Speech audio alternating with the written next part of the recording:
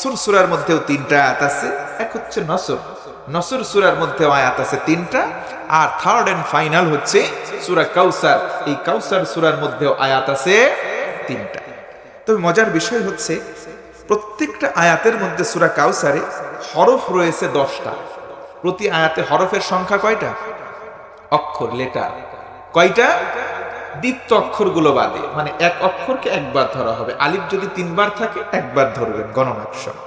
তাহলে অক্ষর আছে কয়টা? প্রতি আয়াতে 10টা করে। সুবহানাল্লাহ পড়েন। প্রতিটা আয়াতের শেষে একটা হরফ আছে। ইন্না আ'তাইনাকাল কাউ, র আছে।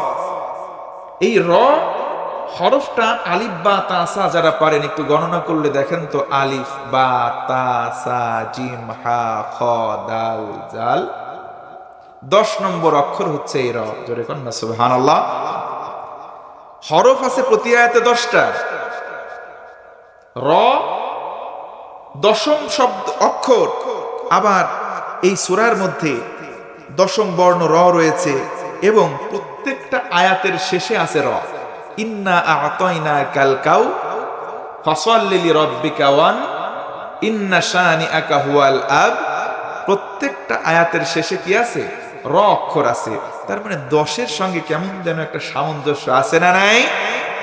এই সূরাতে একটা হরফ বা শব্দ সমন্বিত আছে, ফাসাল্লি লিরাব্বিকা ওয়ানহার। ওয়ানহার মানে কুরবানি করুন। ভাইরা বলেন তো জিলহজ মাসের কয় তারিখে কুরবানি করতে হয়? মাশাআল্লাহ, 10ই জিলহজ। কয় তারিখে? 10 তারিখে। তার মানে যেখানেই যাচ্ছি 10-এর সঙ্গে একটা সম্পর্ক পাচ্ছি কি পাচ্ছি না?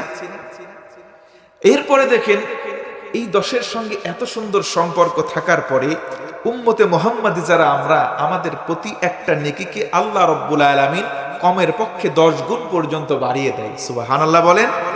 তার মানে 10-এর সঙ্গে একটা সামঞ্জস্য আমাদের আছে। হযরত আনাস রাদিয়াল্লাহু তাআলা আনহুকে যখন তার মা নবীজির খেদমতে দিয়ে দেন, তখন আনাসের বয়সও ছিল 10। জোরে কোন সুবহানাল্লাহ। আমার বন্ধুগণ, নবীজি সাল্লাল্লাহু আলাইহি সাল্লাম বসে আছেন, হযরতে আনাস গিয়ে বলতেছেন, নবীজি কান্না কেন করেন, কারণটা বলেন। মনে আছে না নাই? আমার বন্ধুগণ মনোযোগ বাড়িয়ে দেন। আমার মা বোনেরা চারিদিকে গল্পগুজব বন্ধ করে দেন, আমার কথার দিকে মনোযোগ বাড়িয়ে দেন। আল্লাহর নবীজি কান্না জড়িত কণ্ঠে বসে আছেন, চক্ষু দিয়ে পানি পড়ে। হযরতে আনাস রাদিয়াল্লাহু তাআলা আনহু নবীজির কাছাকাছি গিয়ে বললেন, নবীজি কান্না কেন করেন? আমার নবীজি তখন বললেন, ও আনাস, কান্না কেন করব না? কারণ কি? কারণ হলো আমার সাহাবীরা যারা ইসলাম কবুল করে ইসলামের সুশীতল ছায়াতলে আসে, তাদের সবাইকে গ্রেফতার করে নিয়ে যাওয়া হয়। আমার দাদার ইন্তেকাল, আমি তো জন্ম থেকে বাবা হারা। আমার চাচার ইন্তেকাল হয়ে গেছে, আমার স্ত্রী খাদিজা ইন্তেকাল হয়ে গেছে, আমার ছেলে সন্তানগুলো মারা যায়। আমার সাহাবী দলীয় নেতা কর্মীকে কাফেরেরা গ্রেফতার করে নিয়ে যায়। এমত অবস্থায় আমার জবান দিয়ে হাসির ঝিলিক বের হয় না, আমার চক্ষু দিয়ে কেবলমাত্র দুঃখের পানি বের হয়। কোন আল্লাহু আকবার। এই কঠিন মুহূর্তের সময় হযরতে বেলালকে ধরে নিয়ে যাওয়া হয়। বেলালকে শুধু নয়, আমার প্রত্যেকটা সাহাবী যারা গরিব তাদেরকেই গ্রেফতার করা হয়। এতগুলো কারণে আমি রাসূল কান্না করি। ও আনাস, কান্নার কারণ আরো শুনবা নাকি? বসে গেলেন আনাস। আল্লাহু আকবার। আমার নবীজি এত রহমতের ছিলেন, আমার নবীজি এত বরকতের ছিলেন। ছোটবেলায় জন্মের আগে তার পিতাকে হারালেন। কথা বলেন ঠিক কিনা? তার মামা আমিনা তিনি বলেন, আমার শিশু মুহাম্মদ যখন আমার গর্ভে আসে, আমি গর্ভ ধারণ করার পর অন্যান্য মায়েরা গর্ভ ধারণ করলে তাদের পেটটা একটু উঁচু হয়ে যায়। কথা বলেন ঠিক কিনা? কিন্তু আম্মা জান আমিনা বলেন, আমার শিশু মুহাম্মদ যখন আমার গর্ভের মধ্যে আসলো, আমার পেটটা স্বাভাবিক ছিল, উঁচু হয় নাই। সুবহানাল্লাহ। আমার মুহাম্মদ যখন আমার গর্ভে, আমি তখন মরু প্রান্তরে পানি আনতে যেতাম, কলস নিয়ে পানি আনতে যেতাম। প্রস্তরময় পাথর, ধারালো পাথর দিয়ে রাস্তাগুলো সাজানো, বালির মধ্যে পায়ে হেঁটে যেতে হয়। উত্তপ্ত বালি ছিল, বালির উপরে পা দিলে পায়ে ফোসকা পড়ে যায়, পাথরের সঙ্গে পা লাগলে পা কেটে যায়। কিন্তু আমার মুহাম্মদ যখন আমার গর্ভে ছিল, আমি রাস্তা দিয়ে যেতাম আর আমার মাথার উপরে কোথা থেকে যেন এক খণ্ড মেঘ এসে ছায়া দিত। সুবহানাল্লাহ। আমার পেটের মধ্যে কোনো ব্যথা হয় নাই, আমার মুহাম্মদ কোনোদিন আমার পেটের মধ্যে লাথি দেয় নাই। আল্লাহু আকবার। আমি যখন যেতাম, যেতে যেতে ওই যে প্রস্তরময় রাস্তা, শক্ত শক্ত পাথরগুলো, ধারালো পাথরগুলো পায়ের সঙ্গে লাগলে কেটে যেত, ওই পাথরের সঙ্গে পা লাগে। কিন্তু আগের সময় কাটলেও মুহাম্মদ পেটে থাকার সময় যখন বাঁধত, পাথরগুলো পায়ের সঙ্গে বাঁধলে তোলার মতো নরম হয়ে যেত। সুবহানাল্লাহ।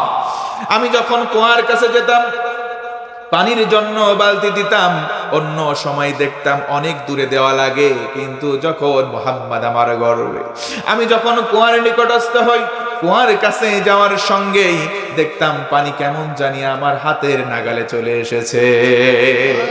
এত রহমতের ছিলেন নবী, সেই নবী মাহারা, সেই নবী বাফারা, সেই নবীর দাদা চাচার ইন্তেকাল। সবচাইতে কাছের শেল্টার ছিল তার প্রিয়তমা স্ত্রী খাদিজাতুল কুবরা। তার ইন্তেকাল হয়ে গেল। কোন খাদিজা? সেই খাদিজা সর্বপ্রথম ইসলাম কবুল যারা করলেন তাদের তালিকায় প্রথম ছিলেন খাদিজাতুল কুবরা। জোরে কোন সুবহানাল্লাহ। হযরতে খাদিজার বিদায় হয়ে গেল। শুধু তাই নয়, আল্লাহর রাসূলের যেই কয়জন ছেলে সন্তান ছিল তাদেরও বিদায় হয়ে গেল। এরপরে নির্দিষ্ট সাহাবায়ে কেরাম তাদেরকে গ্রেফতার করে নিয়ে যাওয়া হলো। হযরতে বেলালকে ধরে নিয়ে চিৎ করে শুয়ে দেওয়া হলো, বুকের উপরে পাথর দেওয়া হলো, বলা হলো বেলাল ইসলাম কবুল করেছো, ইসলাম ছেড়ে দাও, মুহাম্মদের ধর্ম ছেড়ে দাও, তোমাকে ছেড়ে দেওয়া হবে। তুমি যদি ধর্ম ত্যাগ করো তোমাকে মুক্তি দেওয়া হবে। বেলাল ডেকে বলেছে না, আহাদ আহাদ আহাদ, ইনিল হুকমু ইল্লা লিল্লাহ। জোরে কোন আল্লাহু আকবার। বেলাল এই জমিনে আল্লাহকে রব বলেছে, রাসূলকে নবী বলেছে। বেলালের জীবন যাবে যাক, কিন্তু বেলাল এক আল্লাহকে আল্লাহ বলা থেকে কোশ্চিন কালেও ফিরে আসবে না। জোরে বলুন সুবহানাল্লাহ। হযরতে বেলালের জীবন চলে যায় ভাব। বেলাল সেখান থেকে সরে আসেন নাই। খাব্বাব খুবাইবকে ধরে নিয়ে যাওয়া হয়, লোহার অঙ্গার দিয়ে পিঠের মধ্যে হিট দেওয়া হয়, পিঠের মধ্যে হিট দেওয়া হয়। খাব্বাব খুবাইবের পিঠগুলো, গোশতগুলো গলে গলে আগুনের অঙ্গারের সাথে গলে গলে চলে যায়। এরপরে জবান থেকে আল্লাহর নামটা সেকেন্ডের জন্য বাদ দেয় না। চিন্তা করেছেন, আমাকে আপনাকে যদি বলা হতো ছুরি ধরে ইসলাম ছেড়ে দে, আমাদের অনেক এমন দুর্বল ইমানের মানুষ আছে, চাচা আবুন জান বাসা বলে আমরা সারেন্ডার করতাম। কথা বলে ঠিক কিনা? কিন্তু হযরতে খাব্বাব খুবাইব তা করেন নাই। সাহাবীদের মধ্যে কয়েকজন সাহাবী এসে রাসূলকে বললেন, ইয়া রাসূলুল্লাহ, একটু আল্লাহর কাছে আল্লাহর কাছে দরখাস্ত পেশ করেন, আমাদের কষ্ট সহ্য হয় না, কাফেররা আমাদেরকে ধরে নিয়ে যায়। ওগো নবী, আল্লাহর কাছে দোয়া করেন, আমাদের কষ্ট আর সহ্য হয় না।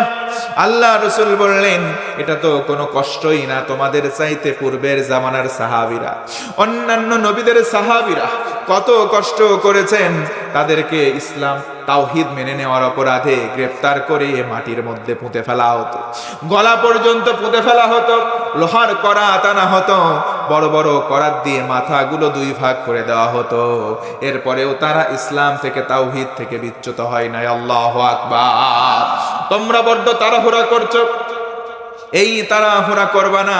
এমন একটা দিন আসবে, এমন একটা সময় চলে আসবে, ইসলামের সুসময় চলে আসবে।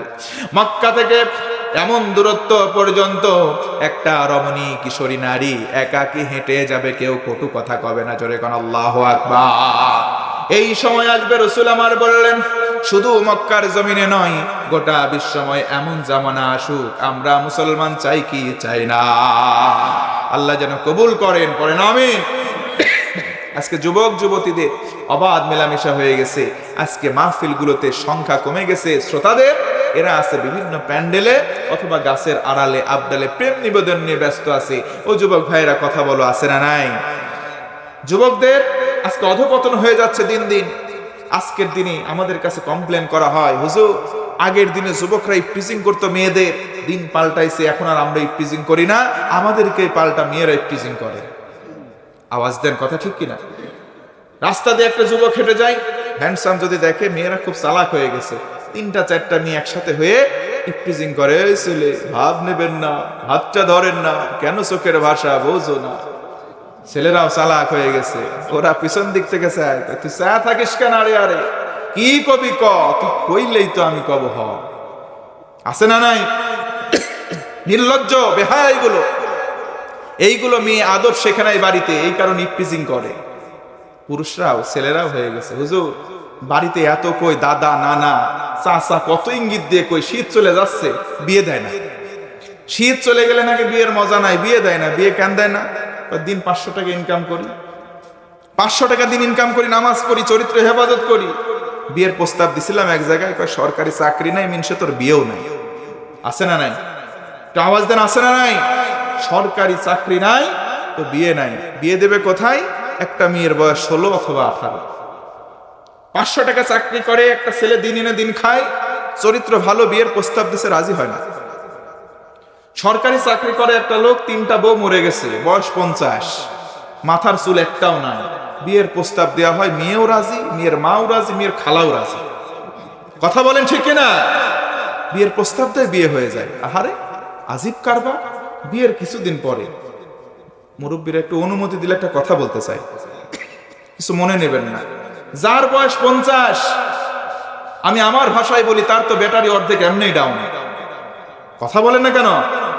কিছুদিন যখন অতিবাহিত হয়, ওই অর্ধেক ব্যাটারিটাও ডাউন হয়ে ফুল হয়ে যায়, চার্জার লাগালেও আর চার্জ ওঠে না।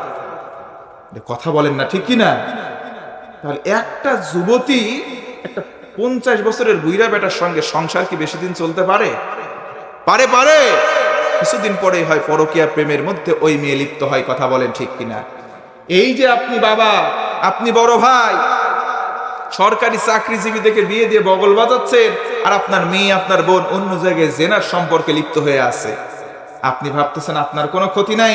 আর দাইয়ুস, রাসূল আমার হাদিসের মধ্যে বলেন, এই দাইয়ুস কোনো মেয়ে মানুষ নয়, দাইয়ুস হচ্ছে পুরুষ মানুষ। যেই পুরুষ মানুষের অধীনে থাকা মেয়েগুলো তাদের অধীনে থাকার পরেও জেনার সম্পর্কে লিপ্ত হয়, ওই মেয়ে জেনা করে যত গুনাহ কামাই করলো তার একটা পার্সেন্টেজ আপনি বাবা, আপনি ভাই, আপনিও পাবেন। কথা বলেন ঠিক কিনা? তাহলে শুধু সরকারি চাকরিজীবী দেখে খুঁজবেন না আপনার মেয়ের জামাই, আপনার বোনের জামাই, বরং আপনি যদি মেয়ের জন্য বিবাহ উপযুক্ত জামাই খুঁজতে চান, আমি আব্দুল করিম আরাবী বলে গেলাম, প্রত্যেকদিন সকালবেলা উঠবেন, ফজরের সময় মসজিদে চলে যান, সামনের কাতারে দেখবেন যেই যুবকটা নামাজ আদায় করতেছে, ওই যুবকদের ভিতর থেকে আপনি একটা মেয়ের জন্য ছেলে বাছাই করেন। ওই মানুষ, যেই ব্যক্তিটা ফজরের নামাজে শীতের রাত উপেক্ষা করে আল্লাহর আমানত রক্ষা করতে পারে, আপনার মেয়েকে যদি তার হাতে তুলে দেন, আপনার মেয়ে নামক আমানতকেও সে রক্ষা করবে। আল্লাহ আমাদের সঠিক বুঝ দান করে, পড়ে না আমিন। রাগ হচ্ছেন? রাগ হচ্ছেন? আর কিছুক্ষণ চালানো যাবে তো ইনশাল্লাহ। তাহলে নবীজি বসে আছে, হযরত আনাস বলতেছেন, আপনি কাঁদেন কেন? রাসূল বলেন, কাঁদবো না কেন? আমার বাপ হারা, আমার মা হারা, আমার স্ত্রী হারা, সন্তান হারা, আমি একবারই আমার বংশীয় কোনো আত্মীয় স্বজন আমাকে শেল্টার দেওয়ার মতো নাই। আমার কাছে কিছু সাহাবী ছিল, সাহাবীদেরকেও কারণে অকারণে গ্রেফতার করে কাফেররা ধরে নিয়ে যায়, কাউরে হত্যা করে, কাউরে গুম করে, কারোর নামে মামলা দিয়ে জেলখানায় বন্দী করে। এটা কথা বলেন না কেন? এই সিস্টেমগুলো আমাদের সঙ্গে মেলে কি মেলে না? জোরে বলেন, মেলে কি মেলে না? ১৫০০ বছর আগে ঘটছে যেটা, ১৫০০ পরে এসেও বাংলার জমিনে অলরেডি ঘটে যাচ্ছে সেটা। কথা বলেন ঠিক কিনা? তার মানে সেকালেও তারা ছিল, একালেও আছে, ভবিষ্যতেও থাকবে। হয়তো রাসূল নাই, হয়তো সাহাবীরা নাই, হয়তো কাফের আবু জেহেল নাই, কিন্তু তাদের কর্ম, তাদের উত্তরসূরি সারা জীবন থাকবেই থাকবে। কথা বলেন ঠিক কিনা? আল্লাহ রাসূল বললেন, এই কারণে আমি কাঁদি। হযরত আনাস বললেন, ইয়া রাসূলুল্লাহ, আপনি কাঁদতে কাঁদতে আমি লক্ষ্য করলাম চোখের পানি দরদর করে পড়ছে, এমন অবস্থায় আপনার ঠোঁটে হাসির ঝিলিক। সুবহানাল্লাহ। নবীজি, আমি জানতে চাই আপনি কেন হাসলেন, এই হাসির কারণটাও আমি জানতে চাই। আরেকবার বলুন সুবহানাল্লাহ। রাসূল আবার বললেন, শোনো আনাস, আমি কান্না করছি, কাঁদতে কাঁদতে হাসলাম এই কারণে, কারণ হলো আমার আল্লাহ ঠিক এই সময়, একেবারে ঠিক এই মুহূর্তেই জিবরিল আমিনকে মাধ্যম করে আমার কাছে 3 সূরা 3 আয়াত বিশিষ্ট একটা ছোট্ট সূরা নাজিল করলেন। এই সূরাটার নাম হলো সূরা কাউসার। একবার জোর গলায় বলতে হবে আল্লাহু আকবার। সূরার নাম সূরা কাউসার, আমার কাছে নাজিল করেছে, আমি হেসেছি। কেন হাসলেন? সূরা কাউসারটা কি? রাসূল আমার বললেন, শোনো, আমি যখন মেরাজে গিয়েছিলাম, মেরাজে যাওয়ার পরে আমি একটা গম্বুজ দেখতে পেয়েছিলাম জান্নাতের মধ্যে, জোরে বলুন সুবহানাল্লাহ। ওই গম্বুজের মধ্যে নহর ছিল, দুধের নহর, মধুর নহর, স্বচ্ছ পানির নহর। আমি আল্লাহকে জিজ্ঞেস করেছিলাম, আল্লাহ এটা কি? আল্লাহ বলেছিলেন এটা হচ্ছে হাউজে কাউসার, এর মধ্যে পানি যে একবার তৃষ্ণার জন্য নিবারণের জন্য এক চুমুক এক ঢোক পান করবে, তার আর কোনোদিন তৃষ্ণা লাগবে না, সে জান্নাতে চলে যাবে। সেই কাউসারের মালিকানা আল্লাহ আমারে বানিয়ে দিয়েছে। এই জন্য এত কষ্টের পরেও আমি রাসূল হাসতেছি। আরেকবার পরে সুবহানাল্লাহ। তাহলে সেই কাউসার আমাদের প্রাপ্ত হোক, আমাদের অধীনে আসুক, আমরা কাউসারের পানি পান করি। আমরা কি চাই কি চাই না? সবাই বলেন চাই কি চাই না? আমি সংক্ষিপ্ত করে দিলাম। এখন আসুন, এই কাউসার দেওয়ার পরে রাসূল আমার খুশি হয়ে গেলেন, ওইদিকে অনেক কিছু হারা। তবে মুফাসসিরিনে কেরাম বলেন আল কাউসার হিয়াল আকসার। এই কাউসার শব্দের ব্যাখ্যা লিখতে গিয়ে মুফাসসিরিনে কেরামগণ বলেন কাউসার মানে শুধু হাউজে কাউসার তা নয়। এই কাউসারের অনেকগুলো অর্থ হতে পারে। একটা অর্থ দিয়েছেন মুফাসসিরিনে কেরাম, কাউসার মানে অধিক কল্যাণ, অর্থাৎ যত প্রকার কল্যাণ আছে সকল কল্যাণ দ্বারা আল্লাহ তাআলা এই কাউসারকে বুঝিয়েছেন। আরেকবার বলুন সুবহানাল্লাহ। তাফসীর বুঝতে কি অসুবিধা হচ্ছে? হচ্ছে। কাউসার শব্দের আরেকটি অর্থ হচ্ছে অধিক সন্তান। যেহেতু আল্লাহর রাসূল সাল্লাল্লাহু আলাইহি ওয়াসাল্লাম নিঃসন্তান হয়ে গেলেন, ছেলে সন্তান সব মারা গেল, কাউসার দ্বারা মুফাসসিরিনে কেরাম বুঝালেন কাউসার মানে আপনার রূহানি সন্তান। জোরে কোন আল্লাহু আকবার। মুফাসসিরিনে কেরামগণ বলেন আল্লাহ রাসূলের পুত্র কোনো সন্তান নাই, কিন্তু রাসূলকে আমি এমন উম্মত দান করব, কিয়ামত পূর্ব মুহূর্ত পর্যন্ত রাসূলের মান শান অক্ষুণ্ণ রাখার জন্য তারা প্রাণপণ চেষ্টা করবে। কথা বলেন ঠিক কিনা? আমরা রাসূলের উম্মত, আমরা রূহানি সন্তান। আল্লাহ রাসূলের মান শান যদি কেউ ভুলণ্ঠিত করার চেষ্টা করে, আমরাই সর্বপ্রথম রুখে দেব। কথা বলেন ঠিক কিনা? আল্লাহ রাসূল সাল্লাল্লাহু আলাইহি ওয়াসাল্লাম এই কারণে হাসলেন, কারণ আমার একটা সন্তান দুইটা সন্তান গেছে তো কি, লক্ষ কোটি কোটি রূহানি সন্তান পাবো। জোরে কোন আল্লাহু আকবার। রাসূল বলেন আনাস আমি এই কারণে হাসতেছি। জোরে বলুন সুবহানাল্লাহ। আমার বন্ধুগণ মনোযোগ বাড়িয়ে দেন। আল্লাহ রাসূল হাসলেন, আর এই অবস্থায় আল্লাহ রাব্বুল আলামিন বসে নাই। আল্লাহ রাব্বুল আলামিন বললেন ইন্না আ'তাইনাকাল কাউসার ফাসাল্লি লিরাব্বিকা ওয়ানহার ইন্না শানিআকা হুয়াল আবতার। আল্লাহু আকবার। রাসূল আপনাকে কাউসার দান করলাম। এই কাউসার পাওয়ার পর আপনাকে আমি দুইটা দায়িত্ব দিলাম। মুসলমান ভাইরা বুঝে থাকলে বলেন তো দায়িত্ব কয়টা? এক নম্বর, আপনি নামাজ পড়বেন। ও মুসলমান বলেন, আমরাও সবাই নামাজ পড়ি কি পড়ি না? নামাজ কয় ওয়াক্ত? দৈনন্দিন জীবনে 5 ওয়াক্ত নামাজ। এই 5 ওয়াক্ত নামাজ অনেকেই আমরা পড়তে চাই না। মুসলমান বলেন তো বেনামাজি দু একটা আমাদের সমাজে আছে না নাই? অনেক যুবক আছে সকালবেলা ফজরের নামাজ পড়ে না। এই সময় যদি ঘুমিয়ে থাকো, তোমার ঘুম ভাঙলে হবে সকাল, ঘুম না ভাঙলে হয়ে যাবে পরকাল। কথা বলেন ঠিক কিনা? কেমন করে ঘুমাও তুমি যুবক, কেমন করে ঘুমাও তুমি ফজর করে কাজা? এমনও তো হতে পারে জোহরে জানাজা তোমার, এমনও তো হতে পারে জোহরে জানাজা। সকালবেলা তুমি নামাজ পড়ো নাই, তুমি ঘুমের মধ্যে ব্যস্ত, এমন হতে পারে তোমার হায়াত ফুরিয়ে গেল, তোমার সকাল আর হবে না, ওটাই হবে পরকাল। কথা বলেন ঠিক কিনা? এই জন্য নামাজ পড়ার দরকার আছে না নাই? ফি জান্নাতি ইয়াতাসাআলুনা আনিল মুজরিমিন মা সালাকাকুম ফি সাকার ক্বালু লাম নাকু মিনাল মুসাল্লিন। আল্লাহ রাব্বুল আলামিন বলেন জান্নাতীরা জান্নাতে চলে গেল, জাহান্নামীরা জাহান্নামে। এবার জান্নাতীরা একে অন্যের কাছে বলবে ওই যে দেখো ছাকর নামক জাহান্নাম, ওই যে আমার ভাই, আমার প্রতিবেশী, আমার চাচা খালা, ওই যে আমার আত্মীয়, চলো তো জিজ্ঞেস করি জাহান্নামের মধ্যে কেন আসলো। ও ভাই তুমি জাহান্নামে কেন? তুমি না মুসলমান ছিলা, আমাদের অমুক পাড়ায় ছিলা, তোমার বাপ না বড় হাজী সাহেব ছিল, আজকে জাহান্নামে কেন আসলা? ওই লোকগুলো বলবে লাম নাকু মিনাল মুসাল্লিন, আমরা জমিনে নামাজ আদায় করতাম না, আমরা জমিনে নামাজ আদায় করতাম না। ও মুসলমান বলেন, দৈনন্দিন জীবনে আমরা প্রতিদিন কয় ওয়াক্ত নামাজ পড়ি? আরো জোরে বলেন। এমন অনেক মুরব্বী আছে, জিজ্ঞেস করবেন মুরব্বী বাবাজি বলেন তো মাগরিবের নামাজ কয় রাকাত? জিজ্ঞেস করার পর বলতে পারবে না। এমন দু একটা মুরব্বী আপনাদের দাসুরিয়াতে আছে না নাই? তাদেরকে যদি বলেন মুরব্বী ওই যে বিলের মাঠ, ওই জায়গায় না জানতাম আপনার একটু জমি আছে, মুরব্বী বলবে আছে মানে অবশ্যই আছে। জমির নাম্বার হলো এত, দাগ নাম্বার এত, খতিয়ান নাম্বার এত, পর্সা নাম্বার এত, স্পষ্ট সব বলে দেয়। অথচ মাগরিবের নামাজ কয় রাকাত বলতে পারে না। কথা বলেন আছে না নাই? ওদেরকে বলবো মুরব্বী মুরব্বী আপনার থামার সময় আসছে, আপনি জমিনে নাম্বার দিয়ে জান্নাতে যেতে পারবেন না। রাসূল আমার বলেন জান্নাতে যাওয়ার জন্য চাবির নাম হলো নামাজ। আপনি যদি নামাজ না পড়েন জান্নাতে যাওয়ার চাবি আপনার হাতে থাকবে। এই জন্য আমরা নামাজি হব, পড়েন ইনশাআল্লাহ।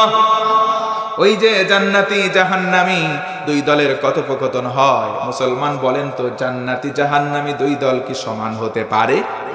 আল্লাহ রাব্বুল আলামিন বলেন লা ইয়াস্তাওয়ি আসহাবুন নারি ওয়া আসহাবুল জান্নাহ, আসহাবুল জান্নাতি হুমুল ফাইজুন।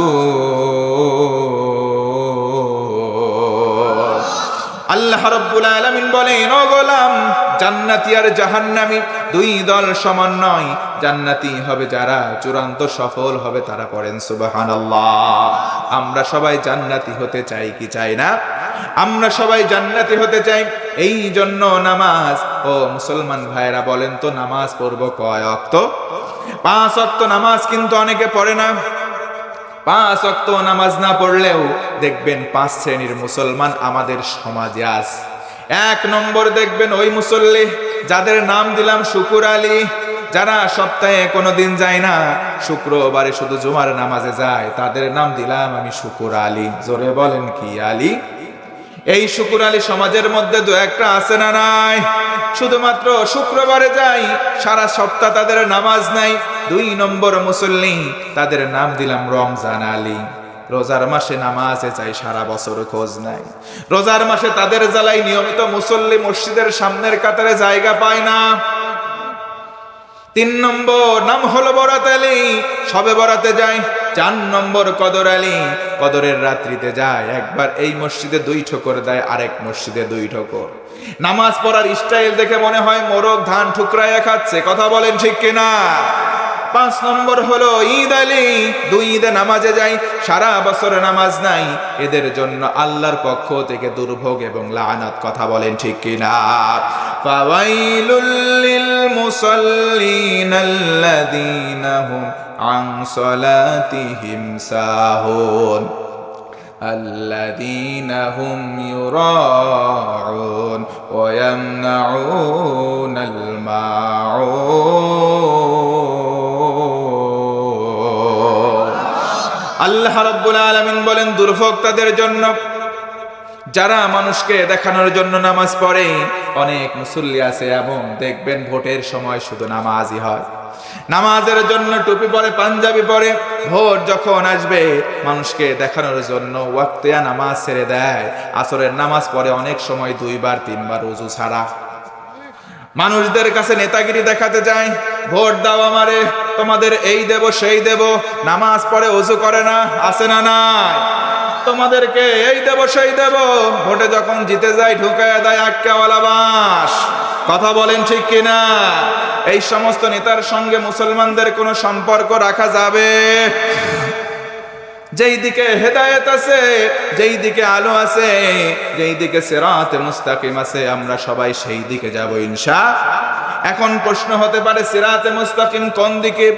আল্লাহ রাসূল বলেন, তিরমিজি শরীফের হাদিস, মান ক্বালা বিহি সাদাকা, যেই ব্যক্তি কোরআন দিয়ে কথা বলে সেই ব্যক্তি সত্যবাদী। ওয়া মান হাকামা বিহি আদালা, যে ব্যক্তি কোরআন দিয়ে বিচার করবে সেই ব্যক্তি ন্যায় বিচারক। করেন সুবহানাল্লাহ।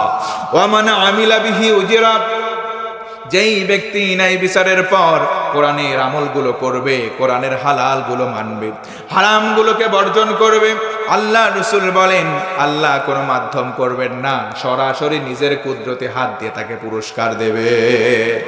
মান দাআ ইলাইহি হাদা, আল্লাহ রাসূল বলেন যেই ব্যক্তি কোরআন দিয়ে মানুষদেরকে ডাকবে আল্লাহ তাকে হেদায়েতের উপরে রাখবেন। ফাকাদ হুদিয়া ইলা সিরাতিম মুস্তাকিম, আর যাহারা বলবে কোরআন পড়বো, কোরআন বুঝবো, কোরআন দিয়ে জীবন গড়ব, আল্লাহ রাসূল বলেন তাদেরকে আল্লাহ সিরাতে মুস্তাকিম দান করবে।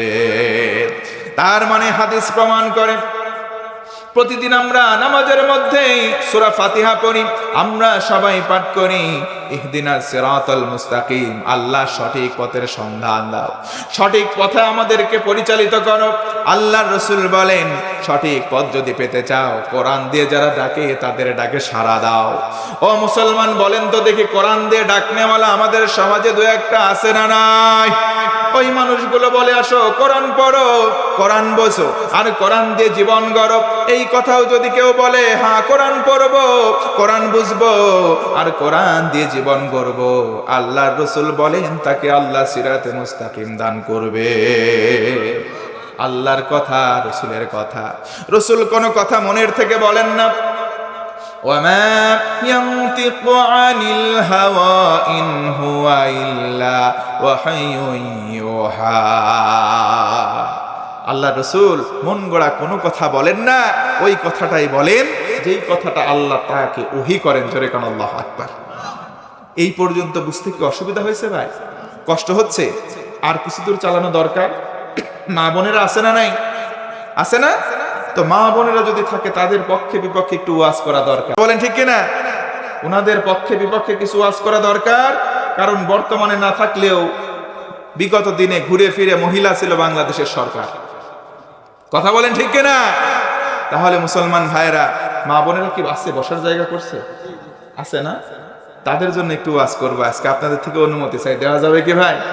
7 শ্রেণীর এমন খারাপ চরিত্রের মহিলা আছে, যেই খারাপ চরিত্রের মহিলা 7টা গুণে গুণান্বিত হলে আল্লাহ কোনো হিসাব নেবেন না, কোনো বিচার করবেন না, বিনা বিচারে বিনা হিসাবে তাদেরকে জান্নাতে নয় জাহান্নামে দেবে। নাউজুবিল্লাহ পড়বেন না? কয়টা খারাপ কাজ? আরো জোরে, জোর হলো না? 7টা খারাপ কাজ। দেখবেন মা বোনদের মধ্যে আজকে 7টা খারাপ কাজ যদি মিলে যায়, ও মা ও বোনেরা আপনাদের করজোরে মিনতি করি, এই 7টা খারাপ চরিত্র যদি আপনার সঙ্গে মিলে যায় এই মুহূর্তে শুনবেন, সঙ্গে সঙ্গে নিয়ত করবেন 7টা গুণ, খারাপ চরিত্রের যেই গুণ ছেড়ে দেবেন। এটাই হলো আপনাদের জন্য করণীয়। আর বাবাজি যারা আছেন, আরেকটা পয়েন্ট আপনাদের এখানে বাকি আছে, ওটা কিন্তু শুনে যাবেন নাকি আগে চলে যাবেন? আসবেন তো, থাকবেন তো ইনশাআল্লাহ? রাত বেশি হয় নাই, অল্প কিছু সময়, অল্প কিছু সময়, আর কিছুক্ষণ থাকা যাবে তো ইনশাআল্লাহ? দুটো হাত একটু উঁচু করেন, টান টান করে, নারায়ে তাকবীর। একটা হাত উঁচু করেন, নারায়ে তাকবীর। আল কোরআনের আলো। সারা জীবন ঘরে ঘরে জ্বালায়া আজকে এই অবস্থা, 15-16 বছর। কথা বলেন ঠিক কিনা? একবার জায়গা মতো জ্বালান, দেখবেন সব জায়গায় অন্ধকার ছুটে যাবে। কথা বলেন ঠিক কিনা? নারায়ে তাকবীর। আল কোরআনের আলো, আল হাদিসের আলো, নারায়ে তাকবীর। মাশাআল্লাহ। হাত না, আমার মনে হচ্ছে সন্ধ্যার পরে কেবলই ওয়াজ শুরু হলো। আপনাদের যে আওয়াজ ভোল্টেজ দেখে মনে হলো কেবলই ওয়াজ শুরু হলো। আর্জেন্টিনার ব্রাজিলের যখন খেলা হয়, তখন মেসি যখন গোল করে, মেসির ভক্ত যারা গোল করে এখান থেকে চিল্লায় মারে, একবারে দাসুরে ট্রাফিক মোড় পার হয়ে ঈশ্বরদী রেল স্টেশন পর্যন্ত আওয়াজ চলে যায়। আবার যখন আরেকটা গোল খায়, সমান সমান হয়, ব্রাজিলের ভক্তরা এর পক্ষে থাকুক আর অন্য দল খেলুক, আর্জেন্টিনা গোল খাইলে ব্রাজিলের ভক্তরা ওই পাশ থেকে আবার চিল্লানি মারে, ওই চিল্লানিতে এরা সব চুপ হয়ে যায়। আছে না নাই? আর্জেন্টিনার জন্য চিল্লায় গলা ফাটাও মিয়া, ব্রাজিলের জন্য চিল্লায় গলা ফাটাও, একটার মধ্যেও ধর্মের কিছু নাই, সবগুলো বেধর্মী। কথা বলেন ঠিক কিনা? আরে যারে মেসি মেসি করো, নেইমার নেইমার করো, রোনালদো রোনালদো করো, একটাও বিয়ে করে নাই, বিয়ে বাদে 4-5টা সন্তান ওদের, সবগুলা যার সন্তান। কথা বলেন ঠিক কিনা? যে ব্যক্তি জেনা করতেছে প্রকাশ্য, গার্লফ্রেন্ডের সঙ্গে যার সন্তান হয়, সে তোমার আইডল মডেল কেমনে হয়? তুমি মুসলমান। কথা বলেন ঠিক কিনা? এই মুহূর্তে তাদের মতো লেবাস বেশভূষা সব কিছু ছেড়ে দিয়ে ইসলামের পক্ষে আসার দরকার আছে না নাই? আমাদের মডেল আইডল কম নাই, আমাদের বাংলাদেশেও মডেল আইডল কম নাই। বর্তমান বাংলাদেশের সবচেয়ে হিরো, তার নাম হচ্ছে ডক্টর মিজানুর রহমান আজহারি। কথা বলেন ঠিক কিনা? তার পদাঙ্ক কেন অনুসরণ করেন? কি সুন্দর মোলায়েম ভাষায় কথা বলে। বাংলাদেশের ইতিহাসে এত বড় তাফসির মাহফিল ইতোপূর্বে কোনোদিন হয় নাই।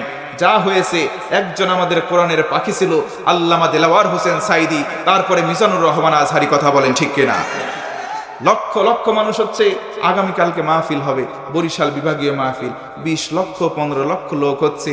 এইগুলা দেখে নাস্তিক মুরতাদ পাড়ায় আগুন জ্বলতেছে যে আমরা বিরিয়ানির প্যাকেট দিয়ে এত লোক জমায়েত করতে পারি না, আর ওই জায়গায় কোনো কিছুই নাই। মানুষ নিজের পকেটের টাকা খরচ করে যায়, নিজে খায়, আবার এত আকর্ষণ, এত লোক হয়, ওদের মাথা ঠিক নাই। এইগুলো দুনিয়ার থেকে আসে নাই। এই মহব্বতটা তাকে ভালোবেসে কেউ যায় না, এই মহব্বতটা যায় ভালোবেসে একমাত্র আল্লাহর কোরআনকে। কথা বলেন ঠিক কিনা? আল্লাহ রসুল বলেন, দুনিয়াতে যখন একজন মানুষ ফেমাস হয়, তার সম্মান পরিচিতি আল্লাহ পাক ফেরেশতাদের ভিতরে তুলে ধরেন। সুবহানাল্লাহ। ফেরেশতাদেরকে ডেকে বলেন, ফেরেশতারা, পৃথিবীর অমুক বান্দাকে আমি আল্লাহ ভালোবাসি। সুবহানাল্লাহ পড়েন। তোমরাও ভালোবাসো। ফেরেশতা মণ্ডলী ভালোবাসে। জিবরিল আমিন বলেন, সবাই মিলে যখন আমরা ভালোবাসি, ওই বান্দার জন্য আমরা 2টা দোয়া করি। নবীজি আমার বলেন, ফেরেশতারা মাসুম, তাদের দোয়া ফেরত দেওয়া হয় না। 2টা দোয়া। 1 নম্বর, ফেরেশতারা বলে, আল্লাহ ওই ব্যক্তিটার গুনাহ তুমি মাফ করে দাও। 2 নম্বর, ওই ব্যক্তিটার জন্য নির্ধারিত স্থান তুমি আল্লাহ জান্নাত বানায়া দাও। আল্লাহ রসুল বলেন, তাদের দোয়া ফেরত দেওয়া হয় না। মানে আল্লাহ যদি কাউকে ভালোবাসেন, তার সম্মান দুনিয়াতে বাড়ে, আখিরাতে বাড়ে, তার জন্য গুনাহ মাফের দরখাস্ত করা হয়, তার জন্য জান্নাতে জায়গা বরাদ্দ করা হয়। সুবহানাল্লাহ। তার মানে বোঝা গেল, দুনিয়ার প্রতি এই দুর্বার আকর্ষণ একটা মানুষ কেন্দ্রিক হয় না, ওই মানুষটাকে ভালোবাসেন একজন আল্লাহ, এই কারণে তার সম্মান দুনিয়াতে বাড়ে। কথা বলেন ঠিক কিনা? তবে একটা কথা বলতে চাই, আমরা খুব মিস করি তাকে, যে আজকে মিজানুর রহমান আজহারির মাহফিলে লক্ষ লক্ষ জনতা ঠিক এই সময় 2025 সালে যদি আমাদের কোরআনের পাখি আল্লামা দেলাওয়ার হোসেন সাইদি হুজুর বেঁচে থাকতেন, আমার মনে হয় বাংলাদেশে এমন কোনো মাঠ তৈরি হয় নাই যেই মাঠে জনগণকে জায়গা দেওয়া যেত। কথা বলেন ঠিক কিনা? এখানে 20 লক্ষ মানুষ হচ্ছে। আল্লামা সাইদির জানাজায় যদি অনুমতি দেওয়া হতো, কোটি কোটি মানুষ হয়েও ঢাকার বুকে জায়গা দেওয়া সম্ভব হতো না। কথা বলেন ঠিক কিনা? আল্লাহ পাক প্রিয় রাহবারের জীবনের সমস্ত ভুল ত্রুটি মাফ করে তার কবরটাকে যেন জান্নাতের মাকাম দ্বারা পরিপূর্ণ করে দেয়। আরো জোরে কন্যা আমিন। আল্লাহ রাব্বুল আলামিন প্রিয় মুফাসসিরে কোরআনের কবরটাকে যেন জান্নাতের বাগান বানিয়ে দেয়। আরেকবার পড়েন আমিন। মনে রাখবেন, সিংহকে জেলে বন্দি করা যায়, কিন্তু সিংহের বাচ্চাগুলো জঙ্গলে আছে না নাই? এক সাইদি লোকান্তরে লক্ষ লক্ষ সাইদি এখন বাংলার ঘরে ঘরে। কথা বলেন ঠিক কিনা? কোরআনের আলোকে নির্বাপিত করা সম্ভব নয়, কোরআনের আলোকে নিভিয়ে দেওয়া সম্ভব নয়, কারণ কোরআনের আলোর সুইচটা কার হাতে? আরো জোরে বলেন, কার হাতে? আল্লাহু মুতিম্মু নূরিহি ওয়ালাউ কারিহাল কাফিরুন। আল্লাহ বলেন, তোমরা যদি অপছন্দ করো, আমি আল্লাহ আলো জ্বালাবই, পারলে ঠেকাও। কথা বলেন ঠিক কিনা? ইউএসএ আমেরিকা, ডোনাল্ড ট্রাম্প ক্ষমতায় আসার পরে মনে হয় আল্লাহর ক্ষমতা একটু কমে গেছে। নাউজুবিল্লাহ বলবেন না? অনেকে উল্টাপাল্টা লেখালেখি শুরু করছে, গুজবের বাংলাদেশ বানানোর চেষ্টা করতেছে। ডোনাল্ড ট্রাম্প পৃথিবীতে ওর চাইতে বড় শক্তিধর ছিল ফেরাউন নমরুদ, ওদেরকে গোনার টাইম আল্লাহর নাই। কথা বলেন ঠিক কিনা? আল্লাহ যদি একবার বলেন কোন, সঙ্গে সঙ্গে ফায়াকুন। ক্ষমতা দেওয়ার মালিককে? আরেকটু আওয়াজ করে বলেন। সম্মান দেওয়ার মালিককে? বেইজ্জতি করার মালিককে? সে আল্লাহ মনে হয় পাওয়ারের দিক থেকে একটু কমে গেছে। নাউজুবিল্লাহ। যেন ভয় পাবেন না, সম্মান দেওয়ার মালিক আল্লাহ, ক্ষমতা দেওয়ার মালিক এই মুহূর্তে হয়তো আছে। সেকেন্ডেরও কম সময়ে চোখের পলকে ক্ষমতা থেকে নামাতে পারেন কে? তার বাস্তব উদাহরণ বাংলার মানুষ আমরা দেখেছি। দুপুরবেলা খাবারের রান্না সব হয়ে গেছে, মাগার ক্ষমতাই থাকবে না। কোন বলেছে আল্লাহ খাওয়ার টাইম পায় না?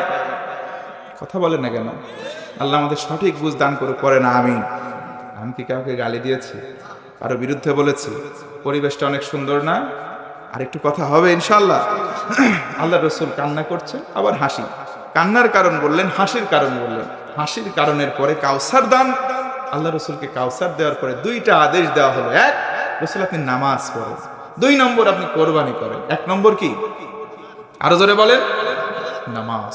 আজকে নামাজ আমরা পড়তে চাই, অথচ এই নামাজের জন্য সাহাবায়ে কেরাম কতই না কষ্ট করেছেন। সাহাবায়ে কেরামের নামাজ ছাড়ে নাই। হযরতে আব্দুল্লাহ আনসারী রাদিয়াল্লাহু আনহু, আল্লাহ রাসূলের একজন সাহাবী, তার কাপড় নাই, পোশাক নাই, কিন্তু নামাজ ছাড়ে নাই। সুবহানাল্লাহ পড়ে।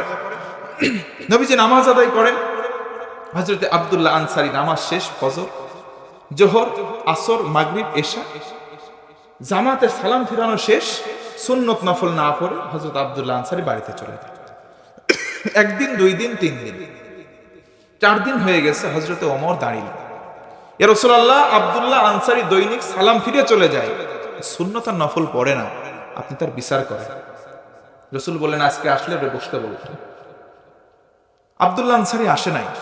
আল্লাহু আকবার তাকবীরে তাহরিমা বলা শেষ, বাঁধার পরে আব্দুল্লাহ আনসারী এসে নামাজে শরীক হয়েছে। আমার বন্ধুগণ, মনোযোগ বাড়িয়ে দেন। আল্লাহ রাসূল নামাজ শুরু করলেন। আব্দুল্লাহ আনসারী 1 দিন, 2 দিন, 3 দিন, 4 দিন পর নামাজের শেষে আসেন, আবার সবার আগে চলে যান। হযরতে ওমর অভিযোগ দায়ের করলেন, বললেন, ইয়া রাসূলুল্লাহ, আব্দুল্লাহ আনসারী এই কাজ করে। আপনি না বলেছেন তাকবীরে উলা সঙ্গে নামাজ আদায় করলে সওয়াব বেশি, তার মধ্যে নেফাক ঢুকছে কিনা একটু পরীক্ষা করা দরকার। আল্লাহ রাসূল 4 দিন 5 দিন পর সাহাবীদের কয়েকজনকে সঙ্গে নিয়ে আব্দুল্লাহ আনসারীর বাড়ির দিকে রওনা হয়ে গেলেন। বাড়ির দরজায় কড়া নাড়লেন, সালাম প্রদান করলেন। আব্দুল্লাহ আনসারীর বাড়ির থেকে কোনো সালামের উত্তর আসলো না। আব্দুল্লাহ আনসারী কোনো জবাব দিল না। রাসূল আমার সাহাবীদেরকে নিয়ে আব্দুল্লাহ আনসারীর বাড়ির দিক থেকে রওনা হয়ে আসলেন। অন্তিম লগ্নে বাড়ির ভেতর থেকে আব্দুল্লাহ আনসারী হাউমাউ করে কাঁদতে কাঁদতে দৌড়িয়ে বের হয়ে আসলেন। আল্লাহু আকবার। আব্দুল্লাহ আনসারী রাসূলের সামনে দাঁড়ালেন। ইয়া রাসূলুল্লাহ, ভুল হয়ে গেছে, মাফ করবেন, সালামের জবাব দিতে দেরি হয়ে গেছে। রাসূল আমার দাঁড়ালেন, চোখ দিয়ে পানি। আব্দুল্লাহ আনসারী, তুমি কেন কাঁদো? কান্নার কারণ আগে তুমি আমার কাছে বলো। আব্দুল্লাহ আনসারী বললেন, ইয়া রাসূলুল্লাহ, আমি দৈনিক নামাজ পড়ে চলে আসি। কারণ কি? কারণ হলো আমার বাড়িতে আমরা আছি, আমি আছি, আমার স্ত্রী আর আমার সন্তান আছে 2টা। ছোট্ট একটা সন্তান আছে দুগ্ধপোষ্য, সে আমার দুগ্ধপোষ্য সন্তান, আমার স্ত্রী, আমি, আমার আরেকটা সন্তান। এই 4 জন মানুষ থাকার পরেও আমাদের পরার মতো পোশাক আছে কেবলমাত্র একটা। ইয়া রাসূলুল্লাহ, আমার কি অবস্থা? দৈনিক ফরজ নামাজ আমি তরক করি না, আমার স্ত্রী আর আমি ঘরের মধ্যে একটা গর্ত করেছি। আমি যখন বাহিরে চলে যাই, আমার স্ত্রী উলঙ্গ হয়ে ওই গর্তের মধ্যে বসে, পোশাক পরিধান করে আমি বাহিরে যাই। নামাজ পড়া শেষ হয়ে যায়, আমি বাড়ির দিকে চলে আসি। ইয়া রাসূলুল্লাহ, আপনার জবানে মোবারক থেকে শুনেছি আল্লাহ রাব্বুল আলামিন তিনি বলেন, কু আনফুসাকুম ওয়া আহলিকুম নারা, তুমি নিজে জাহান্নাম থেকে বাঁচো, আহলকেও বাঁচাও। আমি নামাজ পড়ে জান্নাতে যাব, আমার স্ত্রী নামাজ পড়বে না, এটা হবে না। এই কারণে ফরজটুকু আদায় করে আমি ঘরে চলে যাই। আমি আবার গর্তে গিয়ে উলঙ্গ হয়ে বসি, ওই কাপড় খুলে দেই, আমার স্ত্রী পরিধান করে, আমার স্ত্রী ফরজ নামাজটুকু আদায় করে। সুবহানাল্লাহ। আপনি যখন ঘরের দরজায় কড়া নাড়লেন, আমি গর্তের মধ্যে বসা, আমার স্ত্রী নামাজ আদায় করে, আমি ছিলাম একেবারে উলঙ্গ। এই কারণে সালাম জবাব দিতে পারি না, এই কারণে সালামে উত্তর দিতে পারি নাই। ওগো নবী, ভুল হয়ে গেছে, মাফ করে দেন। সুবহানাল্লাহ। আল্লাহ রাসূল কথাগুলো শুনলেন আর চোখ দিয়ে পানি পড়ল। রাসূল আমার বলেন, আব্দুল্লাহ, ভালো কথা, কিন্তু ওই যে খেজুর গাছের সঙ্গে একটা বাচ্চা বাঁধা, লোহার শিকল দিয়ে বাঁধা আছে, এই ছেলেটা কার? আব্দুল্লাহ আনসারী বললেন, ইয়া রাসূলুল্লাহ, ছেলেটা হলো আমারই সন্তান। জোরে কোন আল্লাহু আকবার। কেন বেঁধে রাখছো? ইয়া রাসূলুল্লাহ, এই যে একটা খেজুরের গাছ, ওই পাশের জমিটা হলো একটা ইহুদি, এই ইহুদির গাছের খেজুর গাছ বাঁকা হয়ে আমার ঘরের উপরে এসেছে। খেজুরগুলো যখন পড়ে, খেজুরগুলো আমার ছেলে খেয়ে ফেলে। ও তো আর জানে না ওটা ইহুদির গাছের খেজুর। আপনি না বলেছেন অন্যের জিনিস না বলে নেওয়ার নাম চুরি করা, আমার সন্তান চুরি করে খাবে, অন্যের জিনিস না বলে খাবে, এটা খাওয়া তার জন্য হারাম। হারাম জিনিস যদি কেউ খায়, সেই ব্যক্তি কখনো জান্নাতে যেতে পারবে না। কথা বলেন ঠিক কিনা? এই জন্য সন্তানকে বেঁধে রেখেছি, কষ্ট পাবি পা, তবুও হারাম খাওয়া যাবে। কিন্তু আজকে সমাজে হারাম আছে না নাই? অনেক চাচা আছে দেখবেন হজ করে আসছে, হজ করে আসার পর দেখবেন এশার নামাজ পড়ে, আবার ফজরের নামাজ জামাতে পড়ে, 5 ওয়াক্ত নামাজ মসজিদে যায়। একটা সুন্দর করে ছোট্ট ভাতিজা যদি গিয়ে বলে চাচা 10,000 টাকার আমার খুব প্রয়োজন, আসরের নামাজ পড়ে বিকেল বেলা চাচা বের হয়েছে, ভাতিজা গিয়ে বলে চাচা 10,000 টাকা আমারে দান করো, কর্জে হাসানা 1 মাস পরে ফেরত দেব। চাচা বলে না টাকা নাই। আবার যদি বলে হয় ও চাচা 10,000 টাকা দাও 1 মাস পরে 12 দেব, চাচার হাসি দেখে কেডা? কথা বলেন ঠিক কিনা? চাচা বলে ধুর ভাতিজা টাকা কি কাছে থাকে? তোর চাচির কাছে আছে, বাড়িতে চল। বাড়িতে যাওয়ার পর 10,000 টাকা বের করে দেয়, কানে কানে বলে ভাতিজা যদি আরো লাগে বলিস দেব। এমন চাচা দু একটা আছে না নাই? এইগুলো হারাম কর চাচা, এইগুলো জাহান্নামের কি। আপনি যদি বলেন মুরব্বী আপনি না হজ করছেন, তাহলে হারাম খান কেন? আপনি সুদ খান কেন? মুরব্বী বলবে কোনো ব্যাপার না, এই টাকাগুলো আমার না, টাকাগুলো সব আমার বউয়ের, ওইগুলো দিয়ে আমি সুদ খাই না, ওইগুলো খাই আমি লাভ। কথা বলেন আছে না নাই? লাভ খাই। যদি গুনাহ হয়েও যায়, এই যে নামাজ পড়ি, জামাতে নামাজ পড়ি, আল্লাহর কাছে তাসবিহ ইস্তেগফার করি, এইগুলোর মাধ্যমে আল্লাহ ওইটুকু মাফ করে দেবে। ওরে ধান্দাবাজ আল্লাহ মনে হয় বোঝে না। কথা বলেন ঠিক কিনা? হযরতে আব্দুল্লাহ আনসারী এই কথাগুলো বললেন, নবীজি আমার কান্না করলেন, আল্লাহর রাসূল হযরতে আব্দুল্লাহকে বুকে ধরিয়ে ধরলেন আর বললেন আব্দুল্লাহ এত কষ্ট করলা, একটা পোশাক তবু নামাজ ছাড়লা না। আল্লাহু আকবার। আজকের সমাজে মুসলমান 5 ওয়াক্ত নামাজ ফরজ হওয়ার পরে অনেকে আছে ইচ্ছা করে নামাজ পড়ে না। কথা বলেন ঠিক কিনা? এই জন্য আমরা নামাজকেও ছেড়ে দেব। ওয়ানহা আল্লাহ রসুলকে বলা হলো শুধু নামাজ নয়, আপনি কোরবানি করুন। ভাইরা বলেন তো কোরবানি করব কার নামে? আরো জোরে বলেন। নিজের কোরবানি নিজে করবেন। এই কোরবানি শুধু পশু কোরবানি নয়, এই কোরবানির অর্থ যতগুলো দেখলাম, প্রধান অর্থ নিজের নফসের শয়তানি আগে কোরবানি দেওয়া। নিজের মধ্যে একটা শয়তান নফসিয়াত আছে, যা ইচ্ছা তাই করতে মন চাই, এই যা ইচ্ছা তাই করতে মন চাওয়াকে কোরবানি করুন। এটাই হলো আসল কোরবানি। কথা বলেন ঠিক কিনা? নিজের নফস যা ইচ্ছা তাই করতে চাই, এটাকে কন্ট্রোল করা, নিজের সেলফটাকে নিয়ন্ত্রণে রাখা, এটাই হচ্ছে সবচাইতে বড় কোরবানি। জোরে কোন আল্লাহু আকবার। তাহলে আমরা কাউসারের পানি পাবো। 2টা আমল করতে হবে। কয়টা? আরো জোরে বলেন। 1 নামাজ, 1 2 কোরবানি। তাহলে আল্লাহ রাসূল সাল্লাল্লাহু আলাইহি ওয়াসাল্লাম অন্য একটি হাদিসের মধ্যে বলেন, যে ব্যক্তি নামাজ মাইনাস করে ফেলল, নামাজ মাইনাস, একবার বলা যাবে কি নাউজুবিল্লাহ? প্রিয় বন্ধুগণ, এই জন্য আমরা যত টাকা থাকুক, ব্যবসা থাকুক, বাণিজ্য থাকুক, আল্লাহকে আমরা কখনো ভুলে যাব? জোরে বলেন, ভুলে যাব না ইনশাআল্লাহ। আল্লাহ রাব্বুল আলামিন আমাদের সবাইকে এই নামাজ আর কোরবানি বেশি বেশি করে করার তৌফিক যেন দান করে, পড়ে না আমিন। তাহলে মা বোনদের জন্য কয়টা পয়েন্ট? 7টা। জোরে বলেন কয়টা? আমার মা বোনেরা একটু মনোযোগ আমার দিকে বাড়ান। তাহলে আমরা এখন মা বোনদের ওয়াজের দিকে যাবো। আপনারা কেউ উঠবেন না, উঠবেন নাকি? উঠবেন না। 7টা পয়েন্ট জেনে যাবে, দেখবেন স্বামী স্ত্রীর ভিতরে আজকে মহাব্বত নাই, পরকীয়া প্রেম বেড়ে যাচ্ছে। স্বামীর বউকে আর ভাল লাগে না, বলে হুজুর বউকে আর কি এক জিনিস আর কতবার দেখবো। এমন অনেক শয়তান মার্কা মুরব্বী আছে না নাই? অনেক মুরব্বী আছে, আল্লাহ রসুল বলেন বয়সের দ্বার প্রান্তে নুজ্জু হয়ে পড়েছে, লোলুপ দৃষ্টি থেকে তাদেরকে এখনো হেফাজতে রাখতে পারে নাই নিজেকে। এদেরকে আল্লাহ রসুল বলেন আল্লাহ পাক কিয়ামতের দিন তাকাবেন না, তাদের মাফও করবেন না, তাদেরকে জান্নাতও দেবেন না। এদেরকে যদি বলা হয় মুরব্বী তোমার না বয়স হয়েছে, একটু শয়তানি বাদ দিতে পারো না? যদি নাতির বয়সে হয় বলবে বয়সে না হয় বুড়া হয়েছি, মন তো আর বুড়া হয় না। এরকম শয়তান মার্কা লোক আছে না নাই? জোরে বলেন আছে না নাই?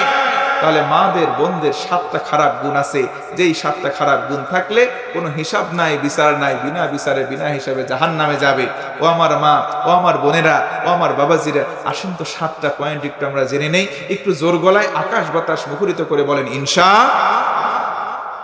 আমার মায়েরা, আমার বোনেরা, এমন 7টা খারাপ গুণ, যেই 7টা খারাপ গুণের কারণে আল্লাহ রাসূল বলেন আপনার হিসাব হবে না, আপনার বিচার হবে না।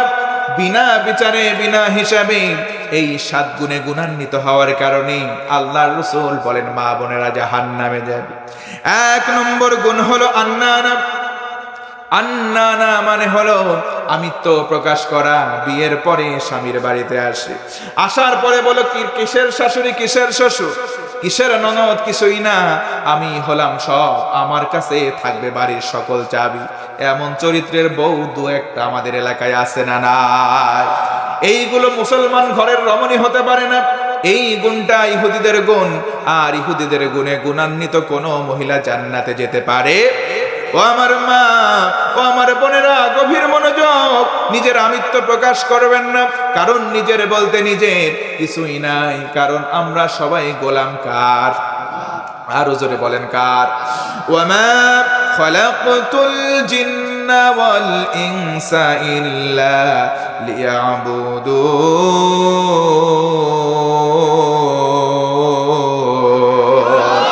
আল্লাহ রাব্বুল আলামিন বলেন, ও গোলাম, আমি তোরে আর জিন রে, মানব জাতি আর জিন জাতি, এই দুইটা জাতিকে ইবাদত করবার জন্য কেবলমাত্র সৃষ্টি করলাম। আল্লাহু আকবার। ও আমার মা, ও আমার বোনেরা, 1 নম্বর খারাপ গুণ হলো নিজের আমিত্ব প্রকাশ করা, অহংকার করা। মুরব্বীরা একটা কথা বলে, অহংকার হলো পতনের মূল, এই জন্য অহংকার করা যাবে। 2 নম্বর খারাপ গুণ হলো মান্নানা। কথায় কথায় খোঁটা দেয়, কথায় কথায় ভুল ধরে, কথায় কথায় খোঁটা দানকারী মহিলা আমাদের সমাজে আছে না নাই? কথায় কথায় ভুল ধরে। স্বামী একটা কিছু করেছে, তার জন্য কিছু নিয়ে আসলো, তার মধ্যে পছন্দ হয় না, ভুল ধরে, বলে এইটা কোনো কাজ হইল নাকি? কথায় কথায় খোঁটা দেয়, আছে না নাই? আবার ডেকে ডেকে বলে, না, তোমার সংসারে আসলাম, সারা জীবন কিচ্ছু পাইলাম না। এমন বউ 2-1 জনের আছে না না? সারা জীবন তোমার সংসার করে গেলাম, মাগার কিচ্ছু পাইলাম না। ও মুসলমান ভাইরা, বলেন তো, এমন বউ 2-1 জনের আছে না নাই? এর আওয়াজ আসতে কেন? আছে না নাই? একটু জোর গলায় বলেন, আছে না নাই? বউরে ভয় পাচ্ছেন না? বুঝি সব বউরে ভয় পান? হ্যাঁ, কয় না। বউরে কারা ভয় পান না দেখি? ভয় পান না? আর সবাই ভয় পান? আচ্ছা আমার ভাই, আপনার বউকে ভয় পান না? না, একটা গল্প মনে পড়ছে, বলবো ভাই? বলবো? তাকবীর দেন, লিল্লাহি তাকবীর। এক এলাকায় একটা রাজা ঘোষণা করছে, বউকে যারা ভয় পায় না, আমি তাদেরকে সোনার মালা দেব। অমুক দিনে আসবা, সকাল 6টা থেকে শুরু, সন্ধ্যা 6টা। 2টা লাইন করছে বিশাল, বউকে যারা ভয় পায় এই লাইনে দাঁড়াবা, বউকে যারা ভয় পাও না এই লাইনে দাঁড়াবা। আরে এলাকার সবাই আসছে, সব পুরুষরা, বিবাহিত, এই লাইনে দাঁড়াইছে, বউরে ভয় পায়, ওই লাইনে দাঁড়াইছে। বিকেল বেলা শেষ সময়ে, একবারে শেষের দিকে, পাতলা হ্যাংলা চিকন মানুষ এসে এই লাইনে দাঁড়াইছে, বউকে ভয় পায় না। রাজা দেখলো, কিরে, একজন বিনা প্রতিদ্বন্দ্বিতায় ফার্স্ট হয়ে গেছে। বাংলাদেশে আগের দেখেন না, ভোট হইতো, বিরোধী কোনো দল নাই, ওই দাঁড়ায়, ওই কিছু সব ভোট হয়ে দেয়, ওই ফার্স্ট। কথা বলেন না কেন? তো ওই রকম সিস্টেম।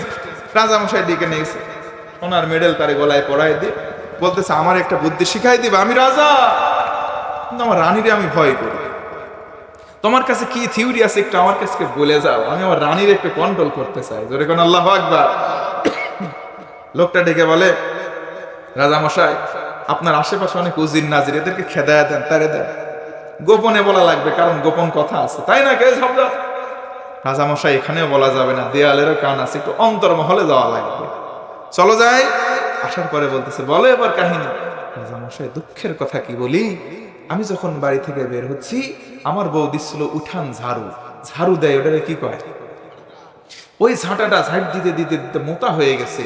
আমার বউ মোটা ঝাঁটা মুতু করে বলতেছে, স্বামী, ওগো, যাচ্ছ রাজার দরবারে যাও, কিন্তু এইটারে সালাম করে যাও। সবাই দাঁড়াবে যে লাইনে, খবরদার ওই লাইনে দাঁড়াতে পারবা না, উল্টা লাইনে দাঁড়াবা, নাইলে বাড়ি আসলে এটার বাড়ি আস।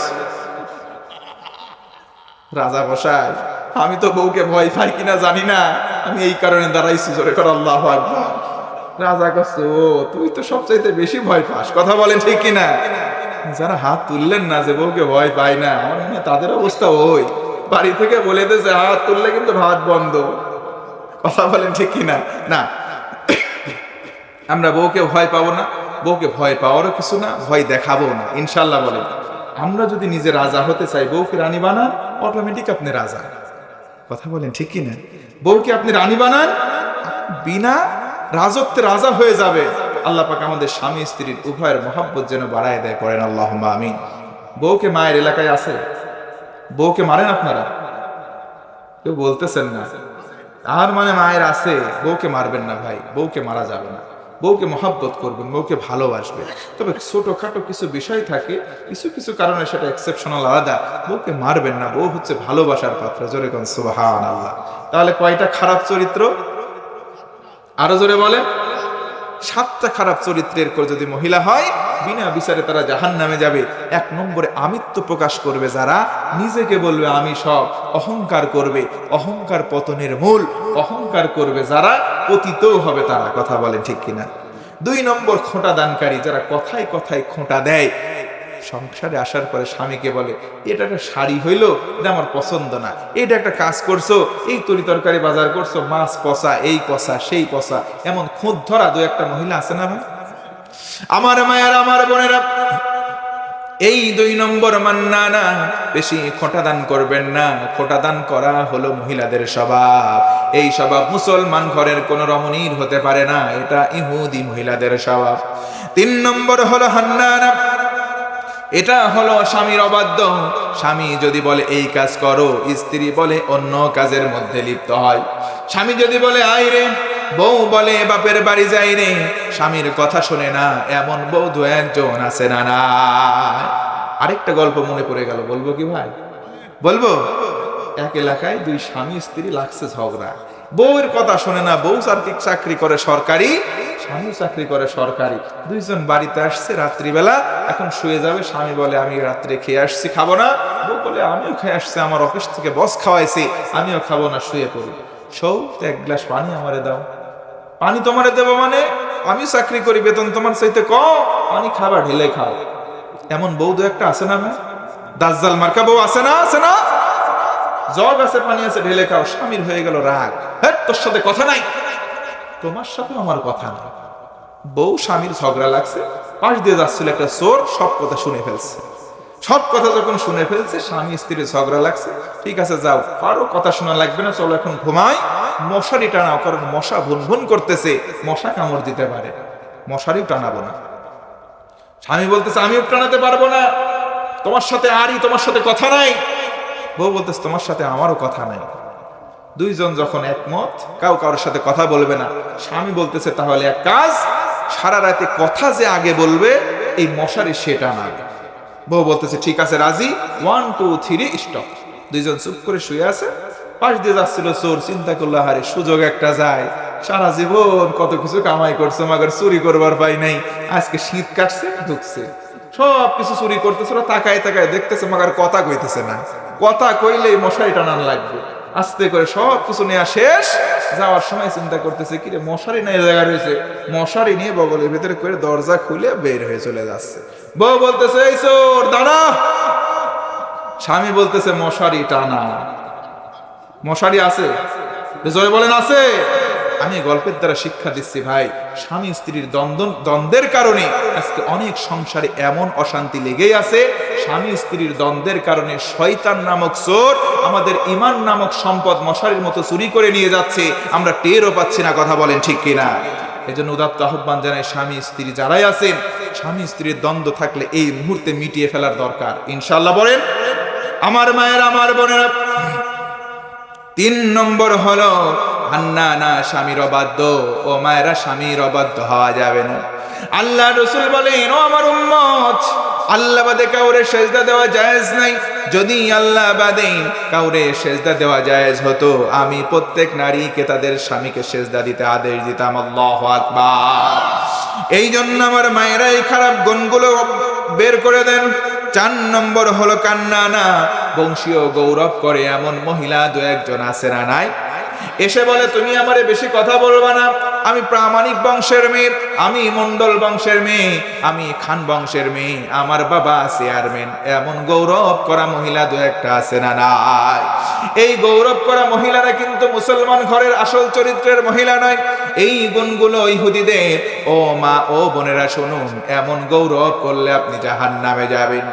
এরপরে 5 নম্বর হলো হাদ্দাকা, স্বামীর দেওয়া কোনো উপঢৌকন স্ত্রী পছন্দ করে না, স্বামীর কিছু কিনে দেওয়া পছন্দ করে না, স্বামী যেটাই আনুক সেটা অপছন্দ করে।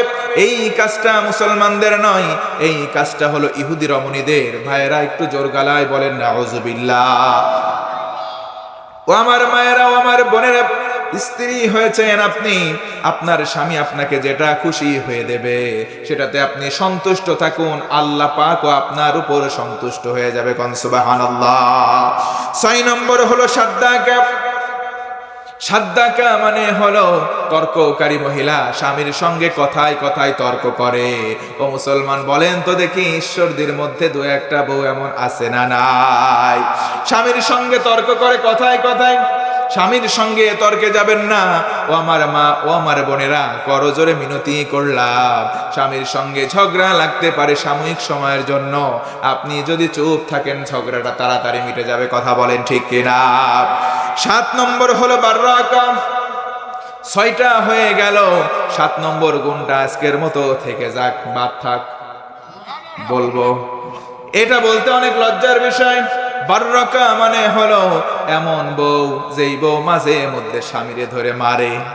এখন বলেন মুসলমান ভাইয়েরা, বউয়ের হাতে মার খাইছেন কারা কারা দেখতে চায়? কই বউয়ের হাতে মার খাইছেন কারা কারা? ওই থাকে খাইলেও তো বলা যাবে না, গোপন কথা।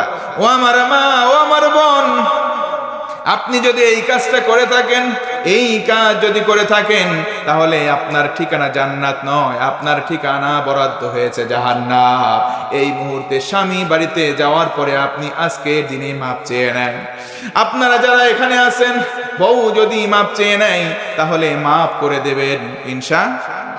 দেখছেন, এবার ইনশাআল্লাহ ঠিকই কইছে। তার মানে মায়ের খায় বসে আছে, হুজুর মাফ চাক আমাদের কাছে, আমরা মাফ করে দেব। মায়ের ম্যাক্সিমাম খায় বসে আছে। আপনারা স্বীকার করুন আর না করুন, এই কাজগুলো বাংলাদেশে হচ্ছে। কথা বলেন ঠিক কিনা?